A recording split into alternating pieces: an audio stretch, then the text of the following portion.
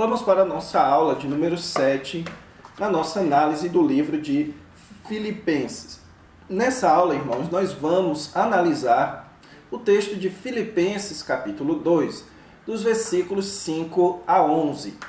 Esse que é um dos textos mais ricos em conteúdo do livro de Filipenses, mas especialmente este é um texto importantíssimo para a cristologia do Novo Testamento e da Palavra de Deus. Pois esse é um texto crucial para a nossa compreensão da encarnação, da obra e exaltação do Senhor Jesus Cristo.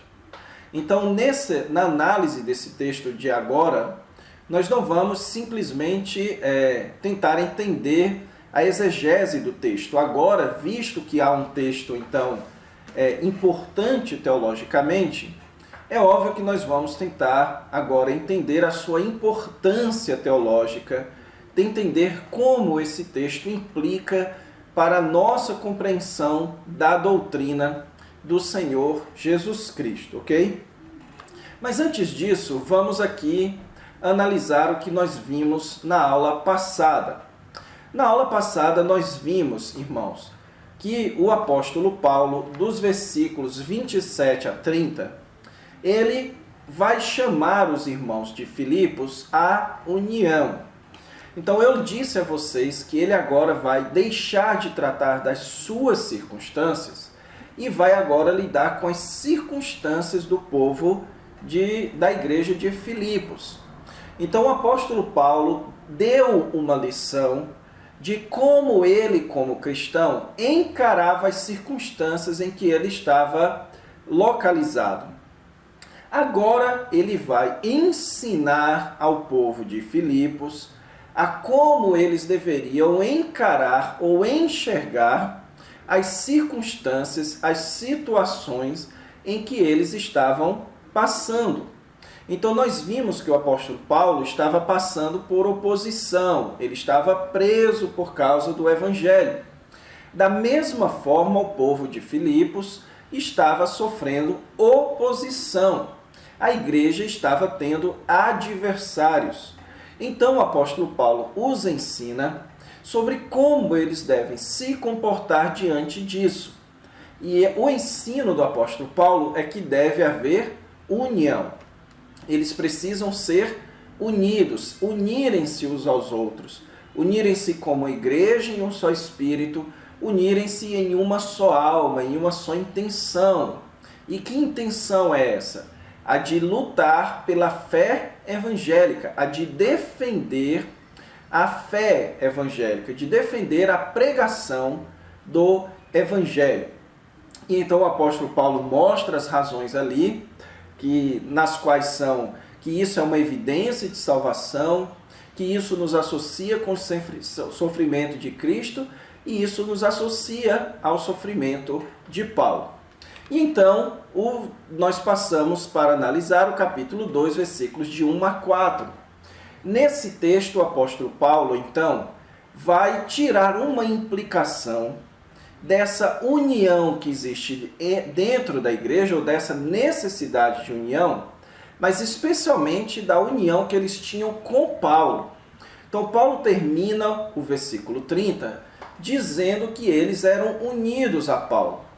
E então, dos versículos de 1 a 4, o apóstolo Paulo vai dizer: já que vocês são tão unidos comigo, então completem a minha alegria. Como? Unindo uns aos outros, sendo uma igreja marcada por união, que não haja desunião, mas união no meio de vocês. E como é que essa união é mantida? É quando a igreja não tem partidarismo, é quando a igreja não tem pessoas orgulhosas pensando em si mesmo ou em seu grupo como superior aos demais, e quando há pessoas que não têm os seus próprios interesses acima da necessidade dos outros. Então o apóstolo Paulo já mostrou isso no exemplo dele, como a necessidade dos filipenses era superior ao seu desejo pessoal. Agora ele diz, completem minha alegria e façam isso também. Que dentro da igreja a necessidade do próximo esteja acima dos seus desejos pessoais, ok? Agora, irmãos, o apóstolo Paulo vai dar aquele que é o grande exemplo para isso que ele acabou de ensinar. O exemplo de alguém que não colocou os seus desejos, suas intenções pessoais, seus próprios projetos e pretensões acima da necessidade dos outros, que é o exemplo do Senhor Jesus Cristo. Então nós vamos para o esboço da nossa sessão e depois vamos analisar este texto preciosíssimo da palavra de Deus. Então vamos lá. Ok, irmãos, então vamos aqui no esboço da sessão. Então mais uma vez você tem aí, certo, junto com o primeiro capítulo, o esboço do segundo capítulo e da segunda sessão do livro de Filipenses. Então aqui nós estamos vendo o apóstolo Paulo dando exemplos para viver a vida cristã. E o grande assunto que Paulo está tratando aqui é a questão da unidade, a importância da união entre os crentes. Isso é vital para a vida cristã. Então o apóstolo Paulo ele começa mostrando a necessidade dos crentes permanecerem unidos, segundo o modelo de Cristo. Isso vai do versículo 27 do capítulo 1 até o capítulo 2, versículo 18. Depois, então, o apóstolo Paulo dá dois exemplos de unidade cristã. Isso nos versículos 19 até o 30, que será o exemplo de Timóteo e de Epafrodito, ok? Então, nós já vimos aqui os versículos 27 do capítulo 1 até o versículo 4 do capítulo 2. Vamos, então, agora ver este exemplo do Senhor Jesus Cristo dos versículos 5 a 11, ok?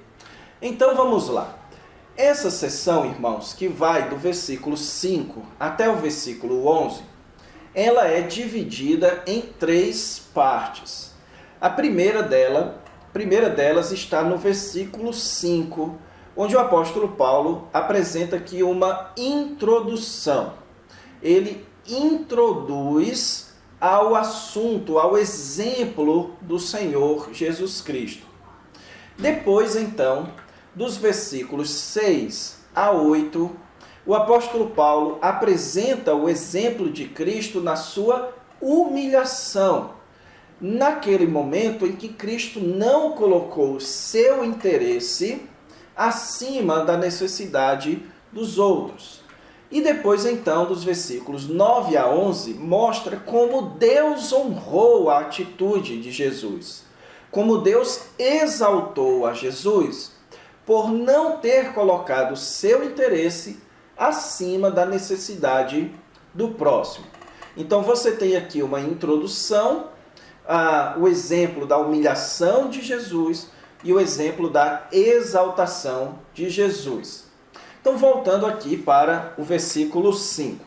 Mas antes disso, irmãos, deixe-me fazer aqui alguns comentários gerais quanto a este texto do versículo 5 a 11. Há muito debate, irmãos. Esse é talvez um dos textos mais debatidos do Novo Testamento. E o debate em torno desse texto, ele gira em torno de duas questões. A primeira questão é quanto à literatura desse texto. Muitos sugerem que aqui você tem um exemplo de hino. E o apóstolo Paulo está então pegando emprestado um hino que era cantado naquela época e utilizando aqui, certo? Outros sugerem que aqui é só uma poesia paulina. Isso, irmãos, não é tão relevante para a interpretação do texto, ok? O fato é que há bons argumentos para defender que era um hino. Porém, há melhores argumentos para se mostrar que, na verdade, aqui você tem um texto essencialmente paulino, ok? Nós sabemos que o apóstolo Paulo, ele era plenamente capaz, ele seria plenamente capaz de escrever este texto visto que ele em outros textos já escreveu, em outros livros do Novo Testamento, escreveu poesias belíssimas e ricas em teologia, ok? Então nós não vamos entrar muito nessa questão. A outra questão que domina os debates nesse texto é quanto às implicações teológicas dele. Pois este é um texto, irmãos, que fala a respeito do que é chamado de doutrina do autoesvaziamento do Senhor Jesus Cristo. Que doutrina é essa? É a doutrina da teologia sistemática dentro do campo da cristologia, em que é discutido como foi este processo de encarnação do Senhor Jesus Cristo. Então, e o que consistiu este esvaziamento? Em que consistiu o esvaziamento de Cristo? Então, já houve quem disse que Jesus se esvaziou dos seus atributos, ou seja, Jesus abriu mão dos seus atributos divinos e se tornou humano. Isso é teologicamente impossível e contraditório, porque uma das características da divindade é a imutabilidade. Deus não pode deixar de ser Deus. Então é uma impossibilidade lógica Deus deixar de ser Deus. Então essa opção ela já estaria descartada, ok? Então fica a questão sobre o esvaziamento de Cristo. De que foi que Cristo se esvaziou? E essa é uma questão, irmãos, que lança muita luz sobre não só a divindade de Cristo, como também a sua humanidade, como também quanto à obra de Cristo. Então, esse texto é importante para que nós entendamos como foi que Cristo realizou os milagres. Como é que Cristo exibiu sua divindade ou sua humanidade durante a vida. Esse é o texto que nos ajuda a entender a tentação de Jesus, a entender vários textos dos evangelhos.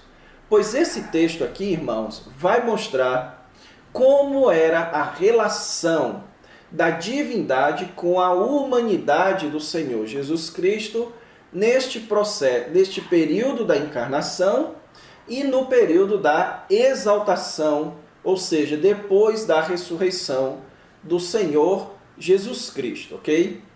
Então aqui você tem um texto importantíssimo para a cristologia do Novo Testamento. Agora eu disse tudo isso, eu fiz essa introdução para dizer que nós, porém, não podemos perder de vista o propósito do apóstolo Paulo aqui. O apóstolo Paulo, ele utilizou esta grande peça teológica, ele produziu essa grande peça teológica para nos ensinar algo ético. Então, o propósito de Paulo aqui não é simplesmente nos dar informações teológicas quanto à divindade, humanidade, humilhação e exaltação de Cristo. O propósito de Paulo aqui é mostrar o exemplo do Senhor Jesus Cristo. É mostrar como nós podemos fazer aquilo que Cristo fez. Como é que deve ser essa associação com o Senhor Jesus Cristo? E sendo assim, irmãos, um versículo-chave para que você entenda esse texto aqui, é o versículo 27 do capítulo 1, quando o apóstolo Paulo diz: vivei acima de tudo de modo digno do evangelho de Cristo. Então aqui ele vai mostrar como é que é a postura digna daquele que segue o evangelho de Cristo. O que foi isso que Cristo fez que nós devemos fazer também? Como foi que Cristo se comportou para que nós nos comportemos também? Então, em suma, o que o apóstolo Paulo vai mostrar aqui é a postura, a atitude do cidadão do Evangelho de Cristo, da pessoa que segue o Evangelho de Cristo. E com tudo isso eu expliquei a vocês o versículo 5. O apóstolo Paulo aqui, irmãos, ele vai falar a respeito de sentimento. Ele diz, tende em vós o mesmo sentimento. E a palavra sentimento aqui, irmãos, ela deve requerer um certo cuidado. Porque na nossa época, na nossa sociedade, a palavra sentimento ela só tem uma conotação emocional. Porém, a palavrinha grega traduzida aqui por sentimento, ela tem mais a ideia de atitude, a ideia de postura. Então, o apóstolo Paulo ele está falando aqui a respeito de atitude. Ele está dizendo, ele está falando como deve ser a atitude dos cidadãos do Evangelho de Cristo. E se você ler à luz do contexto, você vai perceber que quando o apóstolo Paulo usa essa expressão aqui, em vós, ele está aqui, irmãos, falando, na verdade, a partícula grega que é traduzida aqui, a expressão grega traduzida aqui por em vós, ela não quer dizer em nós internamente. Ele não está falando de em nós particularmente. Ele está falando de entre vocês. Então ele está falando aqui em um contexto social, comunitário. O que o apóstolo Paulo então está dizendo, irmãos, é como deve ser a atitude dentro da igreja. Como é que dentro da igreja nós devemos nos comportar? Se este é o ambiente dos cidadãos, se esta é a esfera dos cidadãos, qual deve ser a postura, a atitude devida dentro da igreja? O que é aquilo que todos aqueles que são da igreja do Senhor Jesus Cristo devem manifestar? Então, a atitude aqui é a mesma que houve também em Cristo Jesus. E note aqui o verbo houve no passado, ok? Então ele vai falar aqui a respeito de algo que o Senhor Jesus Cristo fez. Então no versículo 6, ele então começa a segunda parte. Note aqui a partícula pois. Então aqui ele vai então explicar qual foi ou como foi essa atitude do Senhor Jesus Cristo que nós, dentro da igreja, precisamos praticar. Ele começa aqui, irmãos, então, no versículo 6, dizendo o seguinte: pois ele, subsistindo em forma de Deus, não julgou como usurpação o ser igual a Deus. Duas palavras aqui são chaves para a compreensão do versículo 6. A primeira é a palavra subsistindo. A palavra subsistir, irmãos, na língua grega, certo? Ela está no particípio. E essa palavra, quando aparece no particípio, que na língua grega funciona como um gerúndio na língua portuguesa. Ela tem a ideia de existência. Então, em outras palavras, Paulo está dizendo que Jesus, ao existir em forma de Deus. Então aqui você tem uma declaração claríssima a respeito da divindade do Senhor Jesus Cristo. Isso também pode ser percebido por meio do termo em forma, certo? A palavrinha forma aqui, irmãos, é a tradução da palavra grega morfê.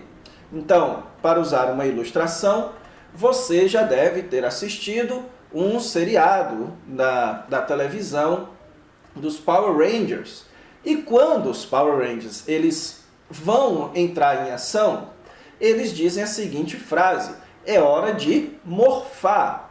Então essa palavra morfar vem da mesma palavrinha morfê, que é assumir uma forma, é adquirir as características de algo. Então, no seriado, eles eram pessoas comuns e agora eles iriam adquirir as armaduras, os poderes de um Power Ranger.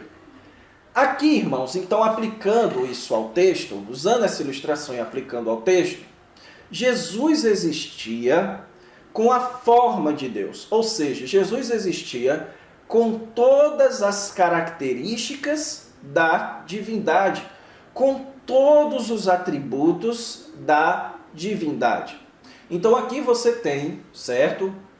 Nessa expressãozinha, subsistindo em forma de Deus, você tem aqui um dos textos mais claros a respeito da divindade do Senhor Jesus Cristo.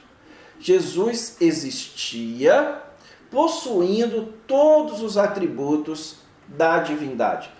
Existia em forma de Deus. Então, à luz desse fato, o que o Senhor Jesus Cristo fez? Ele não julgou como usurpação, e essa era a segunda palavra-chave para entender esse texto. Usurpação, o ser igual a Deus. A palavra traduzida aqui, irmãos, da língua grega como usurpação, é uma palavra que só aparece aqui no Novo Testamento. Então, para que você entenda melhor sobre ela, você precisa ir em outras literaturas daquela época. E quando você vai pesquisar, quando você pesquisa essa palavra em outras literaturas gregas na mesma época, você descobre que às vezes ela era usada como roubar. Então era quando a pessoa roubava algo de alguém. Aqui, certo? Ou em outras ocasiões, a ideia aqui é de você se apoderar ou tirar vantagem de algo, que é a mesma ideia de roubar, quando você tira vantagem de algo. Então, aplicando aqui, qual é a ideia? Jesus não julgou que o fato dele ser e possuir todas as características da divindade, isso era algo do qual ele deveria tirar vantagem pessoal. Aqui então você tem o tema do interesse. Então o Senhor Jesus Cristo, mesmo existindo em forma de Deus, não julgou isso à luz dos seus próprios interesses. Ele não viu isso como uma oportunidade de tirar vantagem, ok? Então aqui você tem um mas na língua grega bem forte, traduzido aqui como antes. Ou seja, ele não julgou que o ser igual a Deus era algo que ele deveria tirar uma vantagem, era algo que ele deveria apegar-se para si de maneira vantajosa. Mas, e agora, no versículo 7 e 8, você vai ver a posição do Senhor Jesus Cristo. O versículo 7 fala que ele assumiu a forma de servo. Ou seja, irmãos, o Senhor Jesus Cristo não viu que a sua divindade era algo que ele deveria tirar uma vantagem pessoal, mas ele iria utilizar a sua divindade como algo para servir. Então o Senhor Jesus Cristo utilizou a sua divindade para servir e não para a sua vantagem pessoal. Aplicando no contexto, o Senhor Jesus Cristo não colocou o seu interesse pessoal acima das necessidades dos outros. Como foi que ele fez isso? Ele a si mesmo se esvaziou. Então a palavrinha traduzida aqui por esvaziar é a palavra keno, que aqui está perfeitamente descrita, certo? É quando você esvazia algo, quando você não deixa nada. E é aqui que surgem os problemas. Jesus se esvaziou de quê? Então, Paulo aqui, irmãos, ele não nos deixa claro, ele não nos diz diretamente de que Cristo se esvaziou. Aqui nos diz que ele esvaziou a si. Então, ele é o agente da passiva. Ele a si mesmo esvaziou. Agora, ele se esvaziou de quê? Então, muito embora o apóstolo Paulo ele não nos diga de que Cristo se esvaziou, mas ele utiliza aqui dois verbos no particípio também da língua grega que nos explicam este esvaziamento, que são os verbos assumindo e o verbo tornando-se, o verbo assumindo e o verbo tornando-se. Isso nos explica que o esvaziamento de Cristo foi um assumir e um tornar-se. Foi um adquirir algo e tornar-se algo. Então você tem aqui dois verbos que está modificando, que está nos esclarecendo o verbo esvaziou. Então o que foi o esvaziamento? Em primeiro lugar, Jesus assumiu a forma de servo. Então veja aqui que a palavrinha forma, ela aparecendo uma segunda vez. E a ideia é a mesma.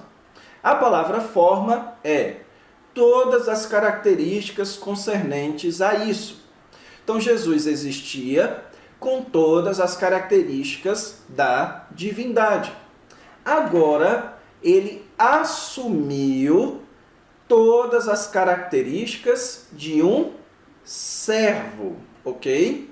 Então, aqui você tem o esvaziamento como o Senhor Jesus Cristo assumindo as características de um servo. E isso é paralelo com tornar-se em semelhança de homens. Então, note aqui o contraste entre Deus e homens. Então, o Senhor Jesus Cristo, ele existia com todas as características da divindade e agora ele assumiu, ele tornou-se semelhante a homens. Ele assumiu a forma da humanidade. Então, irmãos, houve uma transformação na segunda pessoa da Trindade. Essa transformação só foi possível por causa da sua divindade. E essa transformação não envolveu a mudança na forma da divindade. Ou seja, o Senhor Jesus Cristo, ele não modificou em nada a sua divindade, até porque isso é impossível. Na verdade, ele assumiu uma outra forma. Ele acrescentou à sua forma divina, ele acrescentou a sua forma humana. Por isso é que ele foi reconhecido aqui embaixo em figura humana. Então você tem aqui a palavra semelhança e a palavra figura, que tem essa ideia de imagem, de aparência. Então o Senhor Jesus Cristo assumiu a humanidade. Então, irmãos, o que foi o esvaziamento? Foi quando Jesus, ele não se apegou à sua posição divina como algo a que ele deveria tirar vantagem. Ao invés disso, ele, por causa da sua divindade, assumiu a humanidade. E agora ele se tornou, então, Deus homem. E o esvaziamento consiste, irmãos, nessa palavrinha aqui, ó, reconhecido em figura humana. Então, o Senhor Jesus Cristo, durante a sua humilhação, ele foi reconhecido como humano. Ou seja, ele se comportou como um ser humano. O Senhor Jesus Cristo, muito embora tivesse toda a sua divindade, muito embora fosse o Deus do universo, Deus Criador, ele utilizou a sua humanidade. Ele não utilizou a sua divindade no seu tempo aqui na Terra. Ele utilizou a sua humanidade. As pessoas viram a sua glória na sua humanidade. Eles viram a glória messiânica de Cristo. Então, o Senhor Jesus Cristo, aplicando aqui a teologia sistemática, ele abriu mão de usar a sua divindade para usar a sua humanidade. Ele abriu mão de ser reconhecido na sua forma divina para ser reconhecido na sua forma humana. Isso foi o esvaziamento. Jesus abriu mão de ser visto na sua glória ou na sua imagem divina para ser visto na sua imagem humana. Isso significa dizer que Jesus deixou de ser Deus? Não. Isso significa dizer que Jesus hoje não é Deus? Não. Isso significa dizer que Jesus, enquanto esteve na terra, não foi adorado como Deus? Não foi reconhecido como Deus? Não. Isso quer dizer que enquanto Jesus esteve na terra, ele não exibiu a sua divindade, ele exibiu a sua humanidade. Algo que hoje está invertido, como a gente vai ver já já, ok? Então o versículo 8 coloca isso como um ato de humilhação. O Senhor Jesus Cristo se humilhou. Isso para Cristo foi uma grande humilhação. E nós nunca saberemos medir este fato, irmãos. Porque nós não somos Deus. E nós nunca fomos reconhecidos como deuses. Ou como um Deus, o Deus verdadeiro. Então, aqui você tem um extremo ato de humilhação. Onde o Senhor Jesus Cristo exibia a sua glória, tinha todo o louvor angelical, a presença imediata do Pai, o amor imediato do Pai. Você tinha a comunhão perfeita da Trindade. Você tinha então a glória celestial. E o Senhor Jesus Cristo não viu isso à luz das vantagens pessoais. Mas ele pensou em como servir. E ele então usou a sua divindade, o seu poder divino, para assumir uma forma humana e ser conhecido e ser visto por atos humanos, com um comportamento humano, com atitudes, sentimentos, a forma humana, para ser o nosso perfeito Salvador, tornando-se obediente até a morte e morte de cruz. Então, para que Jesus fosse o nosso perfeito Salvador, ele precisava ser um substituto perfeito dos homens. Ele precisava ser homem e um homem perfeito. Ele precisava ser perfeitamente um ser humano. Então, isso foi o esvaziamento. Quando ele tinha toda a glória celestial e passou a exibir, então, a humanidade. Ok? Então, aqui uma questão que deve estar na sua mente é, e que o texto aqui não faz questão de explicar, mas eu preciso e posso explicar a vocês, é como então Jesus fez tantos milagres, como então Jesus manifestou tanto poder, ok? O Novo Testamento nos deixa claro, tanto nos Evangelhos quanto no livro de Atos, que os poderes do Senhor Jesus Cristo durante sua humilhação foram praticados no poder do Espírito Santo. É isso que Pedro diz, que Deus ungiu a Jesus de Nazaré com o Espírito Santo para ele realizar muitos milagres. Quando Jesus realizou o milagre e os judeus disseram que ele fazia isso no poder de Beelzebul, ele disse que eles estavam blasfemando contra o Espírito Santo. Ou seja, o poder que Jesus usava para realizar todos os seus milagres era o poder do Espírito Santo. E quando as pessoas reconheciam a divindade de Jesus, isso não era problema para Jesus, porque Jesus era Deus, Jesus é Deus. Jesus podia ser adorado, Jesus podia perdoar pecados, Jesus podia ser Deus. O que Jesus não podia era frustrar a sua natureza humana.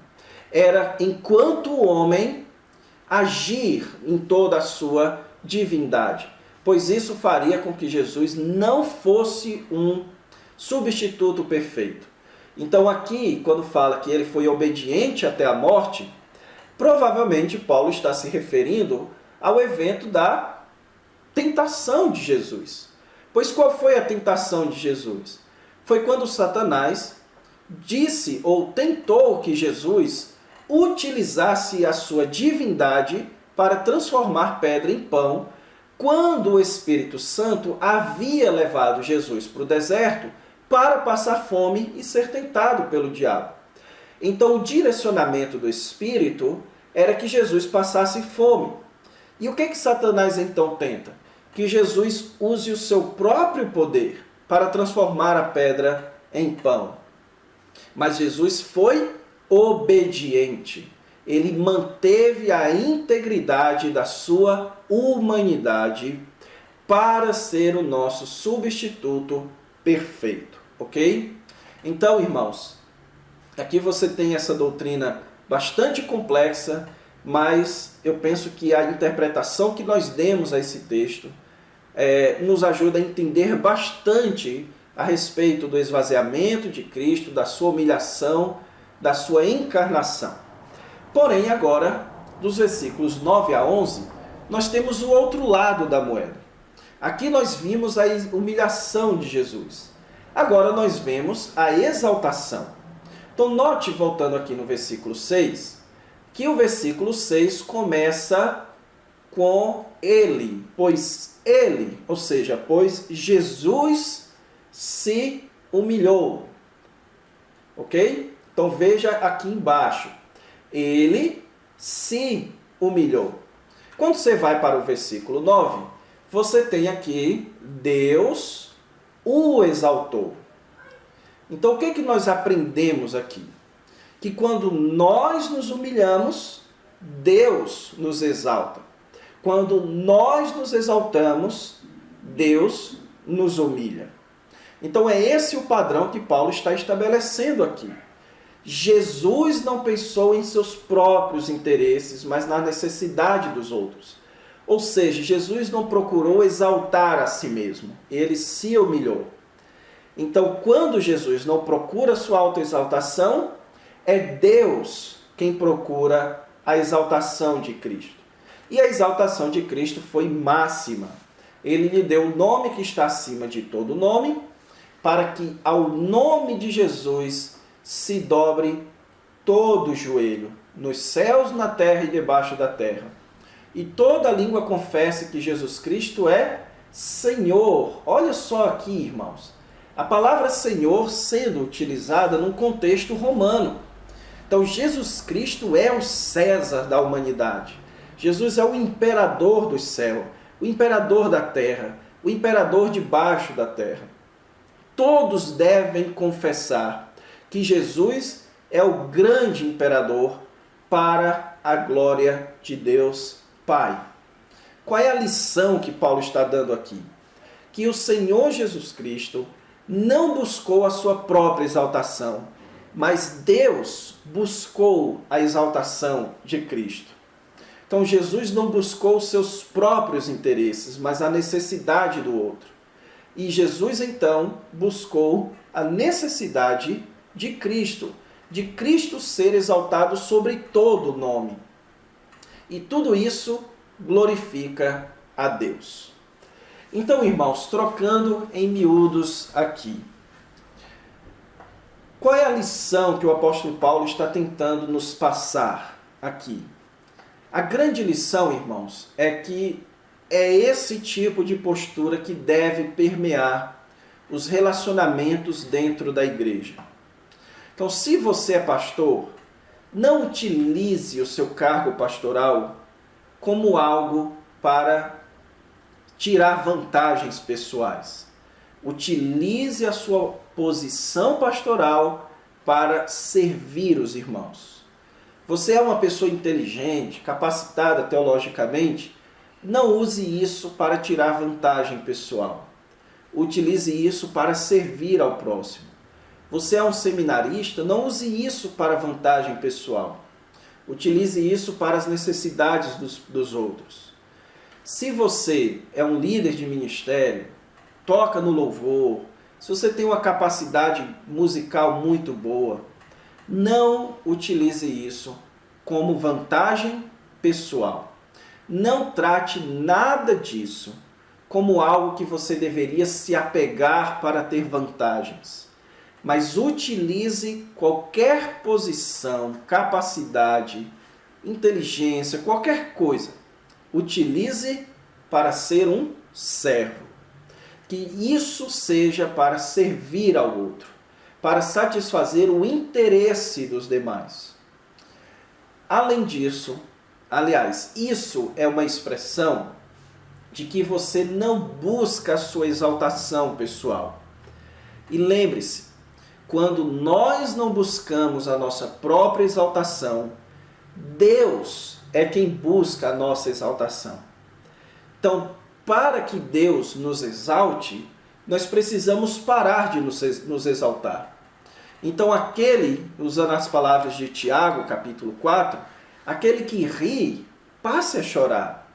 Aquele que está alegre, fique triste. Aquele que se exalta, humilhe-se na presença do Senhor.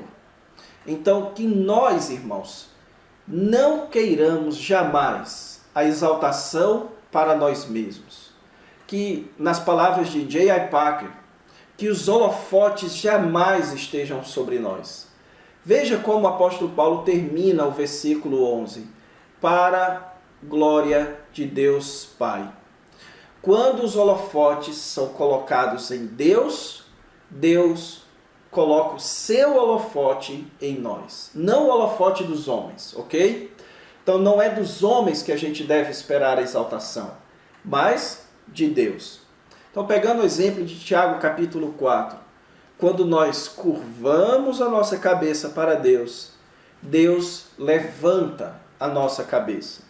Quando nós levantamos as nossas cabeças para os homens, querendo expressar a nossa superioridade sobre eles, Deus abaixa a nossa cabeça, mostrando-nos então a nossa humilhação. Ok? Então essa é a grande lição de Paulo aqui. A lição de não colocarmos os nossos interesses acima da necessidade dos outros. Então vamos parar a nossa aula por aqui, ok? Eu espero que você tenha aproveitado, que tenha sido útil teologicamente, mas acima de tudo, que isso sirva para a sua vida cristã, especialmente a vida na igreja. Então fiquem com Deus. Até a próxima aula.